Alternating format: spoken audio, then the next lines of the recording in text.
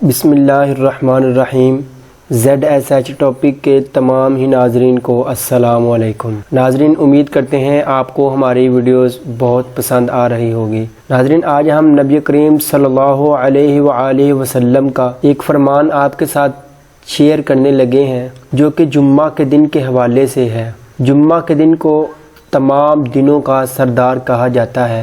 ناظرین، احادیث شریف شیئر کرنے سے پہلے آپ سے ایک چھوٹی سی درخواست ہے، اگر آپ نے ابھی تک ہمارا ZSH topic YouTube channel subscribe نہیں کیا تو نیچے ریڈ کلر کے بٹن پہ کلک کر کے سبسکرائب کریں اور ساتھ بنے بیل کے آئیکن کو کلک کر کے آل سلیکٹ کر دیں، تاکہ آپ کو ہماری اس طرح کی اسلامک اور جنرل نالج ویڈیوز کا نوٹیفیکیشن سب سے پہلے ملتا رہے۔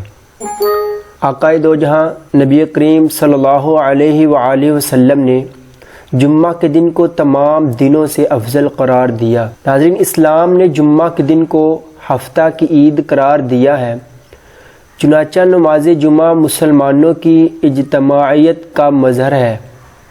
اللہ تعالیٰ نے حضرت آدم علیہ السلام کو اسی دن پیدا کیا اور اسی دن ان کو زمین پر اتارا گیا، اور اسی دن انہیں اللہ پاک نے اپنے پاس واپس بلا لیا، یعنی وہ اس دنیا فانی سے پردہ کر گئے۔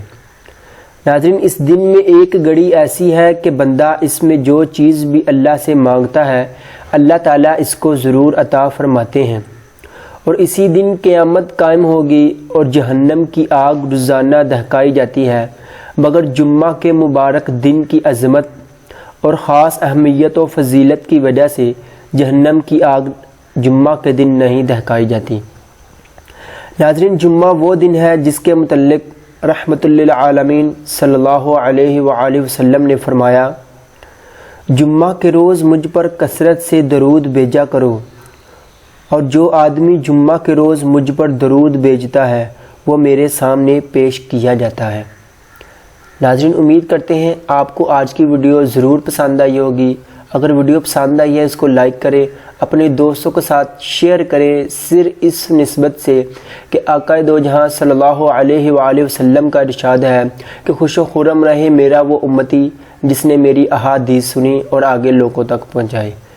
ناظرین، اپنا بہت سارا خیال رکھیے گا اور ہمارے چینل کو ضرور سبسکرائب کریں، تاکہ آپ کو ہماری جنرل نالج اور اسلامک ویڈیوز کا نوٹیفیکیشن سب سے پہلے ملتا رہے۔ ناظرین، ملتے ہیں نیکسٹ ویڈیو میں۔